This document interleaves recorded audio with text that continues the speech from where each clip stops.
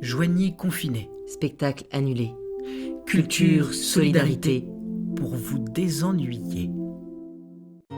À l'honneur cette semaine, Le quartier de la Madeleine. Joigny multiples. Joigny diversité.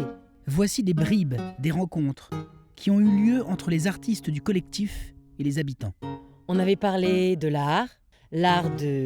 Cuisiner, l'art de... partager, l'art de la... rencontre, tout ce dont on est quand même un peu privé en ce moment. Alors, petit flashback sur cette exposition de décembre dernier, faite de témoignages, de tranches de vie, de réécriture par les artistes du collectif. Joigny multiples. Joigny richesse.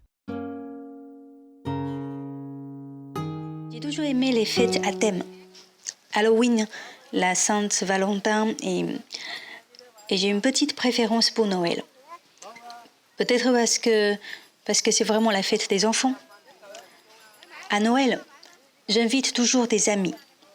On s'offre plein de petits cadeaux à moins de 6 €. On fait des jeux, c'est rigolo. Je cuisine au quotidien. Ni plus ni moins ce jour-là. C'est quand même pas la fête du printemps. Je vais souvent à Siang, à Auxerre, pour acheter ma pâte à ravioli, ma farine de riz, du rayon, etc. Enfin, malheureusement, je ne prends pas trop de réserves.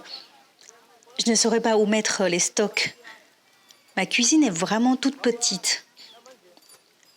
C'est pas un problème. Je suis très ordonnée.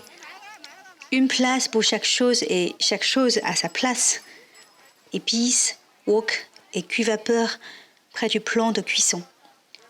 Produits de nettoyage en hauteur au-dessus de l'évier. Fruits dans un panier et le thé sur la desserte. Le rice cooker toujours disponible sur le mini-plan de travail et mes couteaux santoku bien rangés dans les tiroirs. Mes couteaux, ils ne sortent jamais de la cuisine. À la maison, on mange avec les baguettes. Ma grand-mère me disait toujours « Prêche la non-violence, mange avec des baguettes ». Tu savais qu'à l'époque de Confucius, la fourchette, c'était comme un accessoire mortel. Drôle, non ?